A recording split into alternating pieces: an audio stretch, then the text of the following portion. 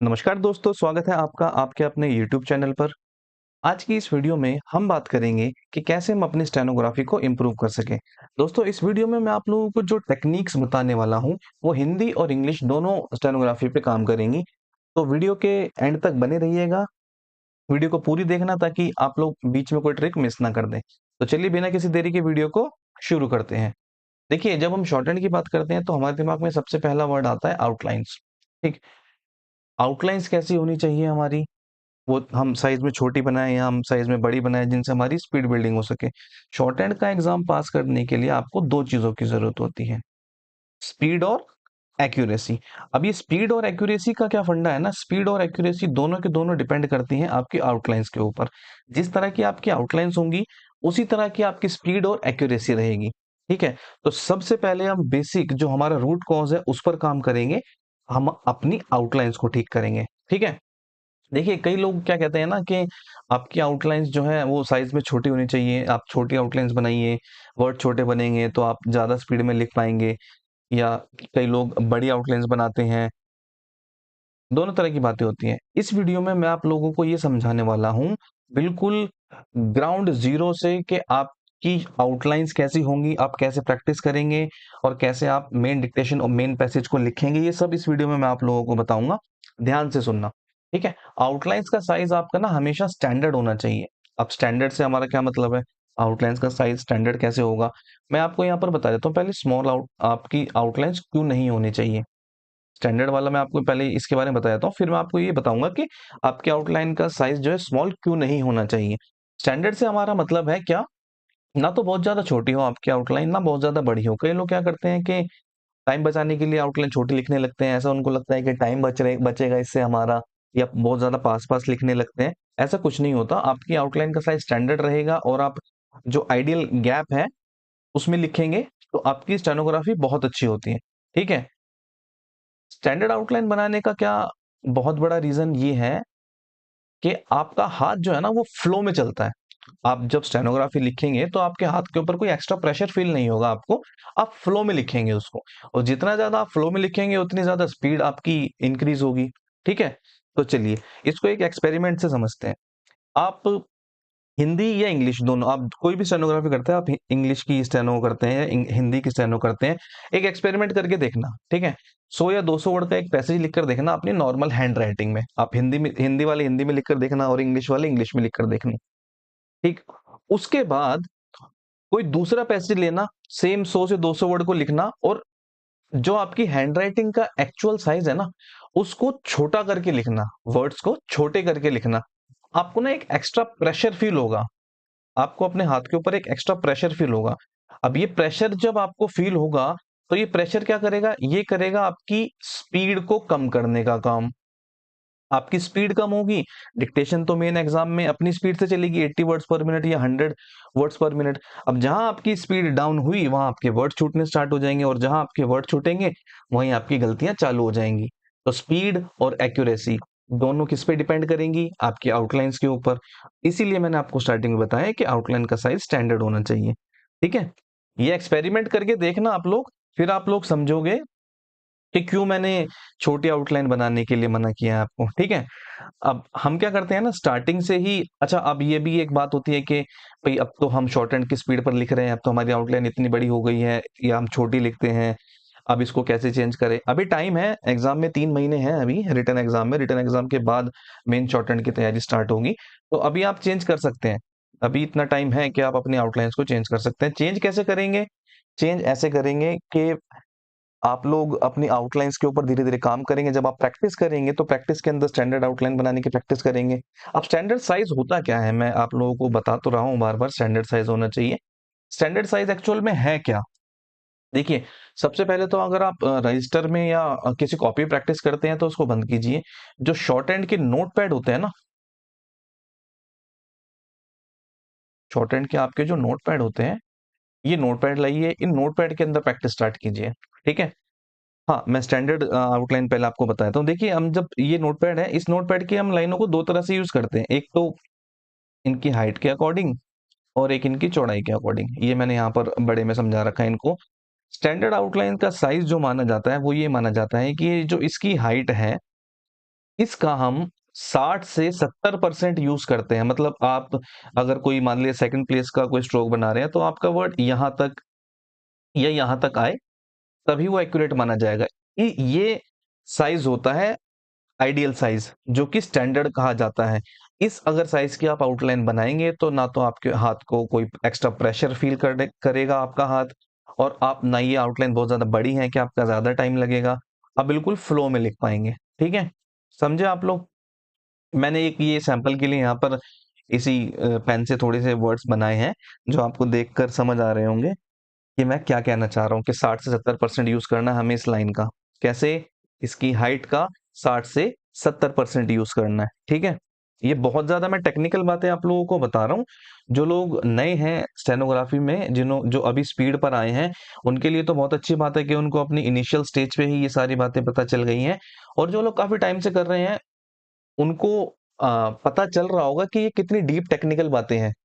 ठीक है, ये मैं आपको बहुत एक लंबे एक्सपीरियंस के बाद ये सारी बातें बता रहा हूँ। चलिए, अब हमें पता चल गया कि आउटलाइन का साइज कैसे बनाना है, कितना साइज रखना है आउटलाइन का। अब हम देखते हैं स्केच कैसे बनाएंगे, मतलब हम इसकी प्रैक्टिस कैसे करेंगे।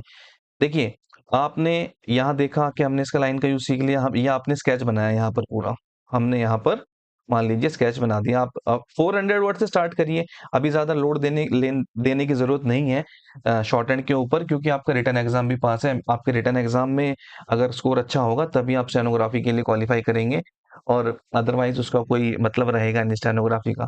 ठीक है, अभी 400 वर्ड से स्टार्ट करता है। मैं तो आपको ये सजेस्ट करूंगा कि आप 400 वर्ड करिए। ठीक, 400 वर्ड की पहले प्रैक्टिस करिए, सीन का स्केच बनाइए देख के। स्केच बनाने से कैसे, जैसे मान लीजिए ये 400 वर्ड है, तो आप उसी नोटपैड में, जो मैंने अभी पिछली स्लाइड में आप लोगों को दिखाया था, ये नोटपैड, इस नोटपैड में आप स्केच बनाएंगे। ठीक है, ये स्केच बनाया आपने, मान लीजिए ये फॉर एग्जांपल ये स्केच है आपका।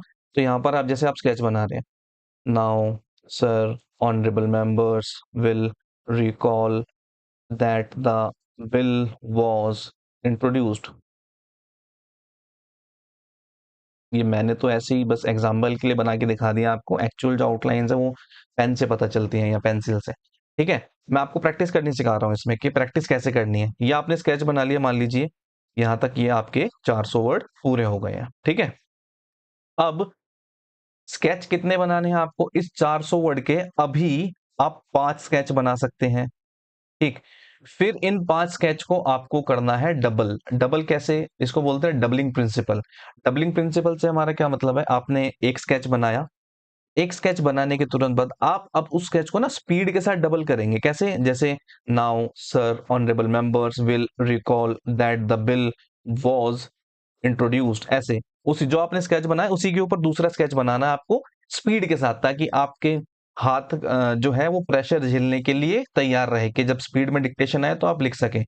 स्केच आपको जितने भी स्केच बनाएंगे, आप 5 स्केच बनाइए या 10 स्केच बनाइए, हमेशा स्केच को बोल बोल कर बनाना है और डबलिंग करनी है बना के। डबलिंग भी बोल बोल के करनी है। जैसे मान लीजिए एक 400 वर्ड का स्केच बनाने के लिए आपको 10 मिनट का टाइम लगता है। ठीक है, ये मैं आपको डबलिंग प्रिंसिपल समझा रहा हूँ कि प्रैक्टिस कैसे करनी है जिससे आपकी स्पीड इंप्रूव होगी। 10 मिनट में आपका एक स्केच बना 400 वर्ड का, 10 मिनट में आपने 400 वर्ड का स्केच बना लिया। तो आप अब जब डबल करेंगे, तो इस डबलिंग को करने के लिए आपको 6 से 7 मिनट का टाइम लेना है। 8 भी जा सकते हैं, 6 से 8 मिनट के अंदर ये आपको कंप्लीट करना है। ठीक, 6 से 8 मिनट के अंदर आपको डबलिंग करनी है एक स्केच की। ये हमारा एक स्केच हो गया, और ऐसे अभी आप 5 स्केच बना सकते हैं, क्योंकि आप पे रिटर्न का भी प्रेशर है, रिटर्न भी आपको रेडी करना है। तो आप ऐसे 5 स्केच बनाइए अभी। जैसी रिटर्न क्रॉस हो जाएगा उसके बाद हम और इसको एडवांस लेवल पर लेकर आएंगे। ठीक, यहाँ तक समझे आप? चलिए, अब आपने स्केच बना लिया, आउटलाइन ठीक हो गई है आपकी, स्टैंडर्ड हो गई है। अब आपने स्केच बना लिया है, स्केच बना के डबलिंग हो गई है। अब आप रेडी हैं डिक्टेशन को लिखने के लिए। अब मैं आपको ये बताऊंगा डिक्टेशन लिखनी कैसे है। देखिए, आपका ये नोटपैड आता है, शॉर्ट करने वाले सभी बच्चे जानते होंगे इस नोटपैड के बारे में। अच्छी क्वालिटी का है, इसको यूज करना। शॉर्ट लिखने के लिए इसी को यूज किया करो। देखिए नोटपैड, ये हमारा नोटपैड है। ठीक है, ये एक नोटपैड बना दिया मैंने। ये हमारा नोटपैड। आप कई बच्चे क्या करते हैं ना, कई बच्चे ऐसे लिखते हैं, कई बच्चे लाइन डाल के लिखते हैं। तो मैं आपको ये सजेस्ट करूंगा, राइट वे यही है। राइट वे कैसे? टेक्निकल टेक्निकल तरीके से आपको मैं बताऊंगा कि सही तरीका यही है, ऐसे ही आपको लाइन डाल के लिखनी है। स्टूडेंट ऐसा लिखे, लिखना चाहते हैं तो लिख सकते हैं, ऐसा कुछ गलत भी नहीं है। पर लेकिन अभी मैं जो आपको टेक्निकल बातें बताऊंगा ना, उसके हिसाब से आप खुद से इवेल्युएट करना कि ऐसे लिखना ठीक रहेगा या ऐसे। ठीक है, चलिए। अब आपको ऐसे लाइन डाल लेनी है डिक्टेशन लिखने से पहले। अप्रोक्स आप 10 या 15 जितने भी पेज आपको लगता है कि डिक्टेशन चलेगी। ठीक है, और यहाँ साइड से जो राइट हैंड साइड से जो सीधे हाथ से लिखते हैं, जो राइट हैंडर लोग हैं, वो ये वाला पेज, लेफ्ट साइड का पेज नीचे से फोल्ड कर लेंगे। ठीक है, क्योंकि हम डिक्टेशन लिखते लिखते ऐसे आएंगे। देखिए ये मैं डिक्टेशन लिख रहा हूं। इसके दो फायदे होते हैं, अभी बताऊंगा मैं आपको। यहां तक लिखा, इतने नीचे तक नहीं आना आपको। ठीक है, अब यहां से जैसे आप लिखते लिखते यहां तक आ जाएंगे, तो यहां पर शिफ्ट हो जाए, यहाँ पे ये हम यहां लिखेंगे ऐसे। ये हमने ये लिखा। अब लिखते लिखते जैसे ये पोर्शन एंड होने वाला होगा, मान लीजिए आप यहां पर आ गए, तो इस पेज को यहां से आप पकड़ेंगे। ठीक है, और लिखते लिखते जब आप यहां पर आएंगे, तो यहां पर आते ही जैसे ही आप यहां पर आएंगे, तो यहां से इसको पकड़ के ऊपर पलट देना है। ठीक है, ताकि आपका अगला पेज आ जाए। ये स्पीड के साथ करना होता है ताकि डिक्टेशन में आपके वर्ड ना छूटे। अब जो राइट हैंड से लिखने वाले हैं वो लेफ्ट हैंड से अपना पेज पलटेंगे, और जो लेफ्ट हैंड से लिखते हैं वो सीधे हाथ से यहाँ से अपना पेज को पलट के डिक्टेशन को कंटिन्यू करेंगे। ठीक है, समझे आप लोग? अब ये जो मैंने आपको सिखाया ना कि लाइन डाल के लिखना सही रहेगा या फिर ऐसे ही जैसे नोटपैड होता है ऐसे लिखना सही रहेगा, ये देखिए अब मैं आपको बताता हूँ।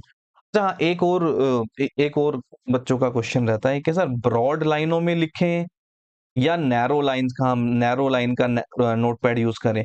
तो मैं आप लोगों को बताऊंगा ब्रॉड लाइन में लिखना सही रहेगा, नैरो लाइन में नहीं लिखना, बिल्कुल भी नहीं। ठीक, इसका रीजन देखिए, बिल्कुल मैं टेक्निकल रीजन आपको इसका बताऊं। जो ब्रॉड लाइनों का नोटपैड होता है ना, और जो मेन एग्जाम में, जो एसएससी आपको मेन एग्जाम में नोटपैड देती है, उसमें 19-20 का फर्क होता है बस। ठीक, आप उसको देखकर पहचान नहीं पाएंगे कि ये बड़ी लाइनों का नोटपैड वही है जिसमें आपने प्रैक्टिस की थी, या फिर जो एसएससी ने दिया है वो अलग है। बिल्कुल बिल्कुल माइनर सा डिफरेंस होता है, बिल्कुल भी पहचान नहीं पाएंगे कि बड़ी लाइनों का नोटपैड जो आप घर पे जिसमें प्रैक्टिस कर रहे थे, क्या ये वही है या इसमें कुछ चेंज है। ठीक है, इतना सिमिलर होता है वो। अब छोटी लाइनों का क्या होता है ना, छोटी लाइनों का नोटपैड तो आप देखकर ही आपको पता चल जाएगा। छोटी लाइनों का नोटपैड देख, अब हम तो उस चीज की प्रैक्टिस करेंगे ना जो मेन एग्जाम हॉल में हमारे साथ होने वाली है।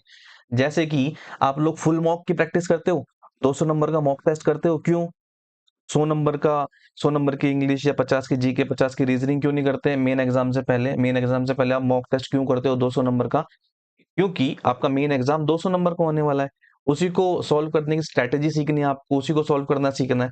इसी तरह से जब आपको मेन एसएससी जो मेन अपने एग्जाम में वो देती है नोटपैड, वो नोटपैड आपकी ब्रॉड लाइंस के इक्विवेलेंट होता है बिल्कुल। उसमें बिल्कुल माइनर सा अंतर होता है। ठीक है, अब छोटी लाइन में अगर आप लिखेंगे एकदम से बड़ी लाइन पे शिफ्ट करेंगे तो ये डिफरेंस होता है। जो लोग शॉर्ट हैंड काफी टाइम से लिख रहे हैं उनको पता होगा ये डिफरेंस कैसे फील होता है एग्जाम में। ठीक है, और जो लोग बिगिनर हैं, अभी नए नए स्पीड पर आए हैं, उनको इनिशियल स्टेज पे पता चल गई ये बात, तो बहुत अच्छी है उनके लिए। स्टार्टिंग में जो काफी टाइम बाद उनको उनसे ये गलती होती जब एग्जाम में जाते, तो अभी अपनी इस गलती को वो ठीक कर सकते हैं। ठीक है, चलिए। अभी हम क्या बात कर रहे थे, डिक्टेशन हमने लिख ली है। अब डिक्टेशन लिखने के बाद बारी आती है इसको टाइप करने की। शॉर्ट हैंड का मेन एग्जाम पता है ना आप लोगों को, 10 मिनट की डिक्टेशन होती है, फिर 10 मिनट रीडिंग के मिलते हैं, देन फिर 50 मिनट आपको मिलते हैं टाइप करने के। अब आप टाइप कर रहे हैं। ठीक, मेन मान लेते हैं मेन एग्जाम में आप लोग टाइप कर रहे हो, आपका जो पैसेज है, जो आपने 800 वर्ड का पैसेज लिखा है, अब आप उसको कर रहे हो टाइप। अब दो स्टूडेंट ने लिखी है, स्टूडेंट ए और स्टूडेंट बी। ठीक है, अब यहां पर जो मैंने आपको बताया था ना कि लाइन डाल के लिखना सही रहेगा या फिर बिना लाइन डाले लिखना सही रहेगा, अब वो रीजन जो टेक्निकल पॉइंट की मैं बात कर रहा था, अब यहां पर बताता हूं मैं आप लोगों को क्यों जरूरी है ऐसे। देखिए, अब आपने अपना पैसेज लिखा हुआ है, सिर्फ आपको यहां से देखकर ना रीड करना है। ये जो मैं डॉट बना रहा हूं ना, इनको वर्ड्स मान लेते हैं। ठीक है, ये वर्ड्स है हमारे, ये हमारे वर्ड्स हो गए, और यहां पर हमारे वर्ड्स हो गए। 1 2 3 4 5 6 7 8, ये 8 वर्ड, 1 2 3 4 5 6 7 8 9 10। ये 10।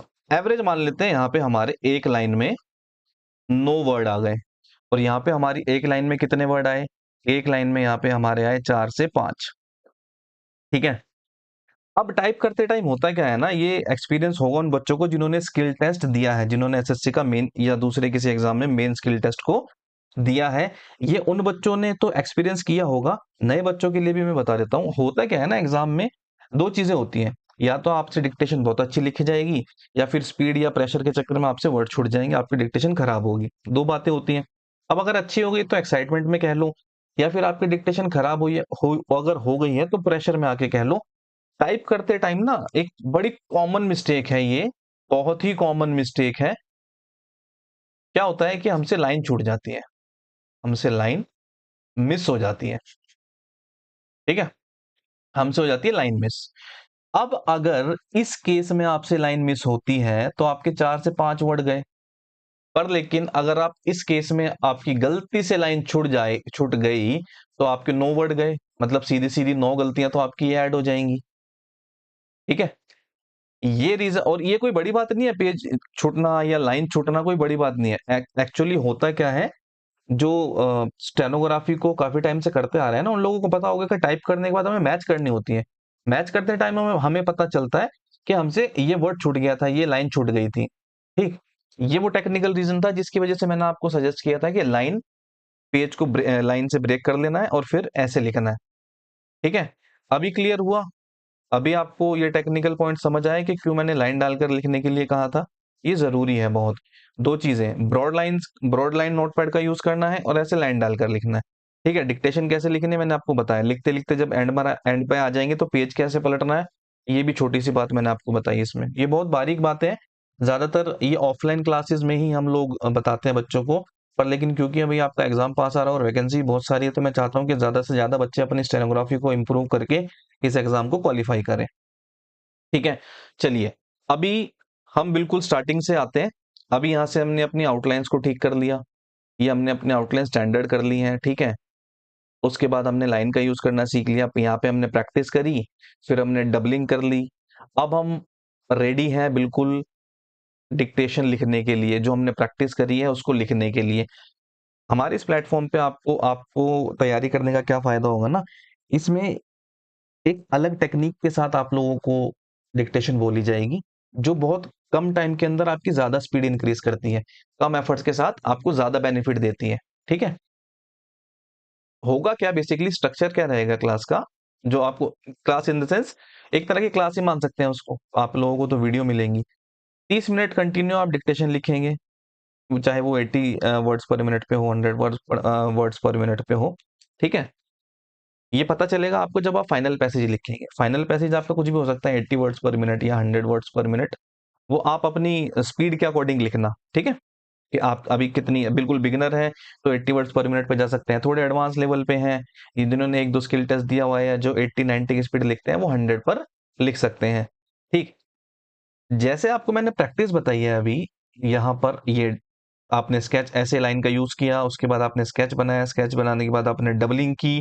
अब डबलिंग करने के बाद आप जब रेडी हो जाते हैं डिक्टेशन लिखने के लिए, तो ये 30 मिनट की क्लास के बाद इसमें जिस फ्लो के साथ, जिस टेक्निक के साथ आपको डिक्टेशन बोली जाएगी, आप लोगों को पता भी नहीं चलेगा, आप 80 की स्पीड लिख चुके होंगे। और जो फाइनल पैसेज होगा, आप भले ही अपने एंड से ना टाइमर लगा के उसका टाइम नोट कर सकते हो कि 80 वर्ड्स पर मिनट की है या 100 वर्ड्स पर मिनट की है। आप लोगों को पता भी नहीं चलेगा कब आप लोग 80 वर्ड्स पर मिनट की और 100 वर्ड्स पर मिनट की डिक्टेशन लिखने लगेंगे, बहुत ही आसानी के साथ।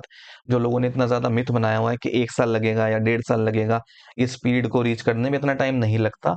अगर आप सही टेक्निक और प्रॉपर गाइडेंस के साथ तैयारी करते हैं तो शॉर्ट हैंड को कम टाइम में भी तैयार किया जा सकता है।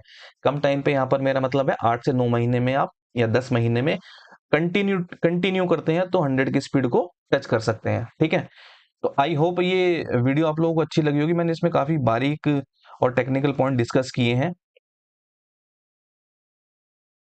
जो बच्चे स्टार्ट कर रहे हैं उनके लिए बहुत अच्छा है कि उनको स्टार्टिंग में ही ये सारी बातें पता चल गई हैं, और जो बच्चे एडवांस लेवल पे हैं उनको तो डेफिनेटली ये हेल्प करेंगी, वो जानते हैं इन बातों की कितनी वैल्यू है, क्योंकि ये सारी गलतियां एग्जाम हॉल में हमसे होती हैं इसलिए।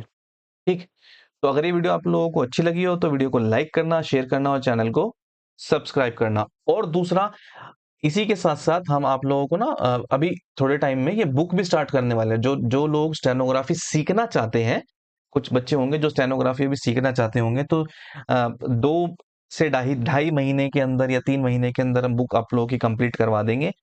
पर लेकिन उसके लिए आपको क्या करना होगा? उसके लिए आपको मैसेज करना होगा कि सर हम बुक सीखना चाहते हैं, और फिर उसी के अकॉर्डिंग जितने बच्चों का रिस्पॉन्स आएगा, उसी के अकॉर्डिंग फिर हम उसको इम्प्लीमेंट करेंगे। चलिए, इसी के साथ आज की इस वीडियो को यहीं पर एंड करते हैं।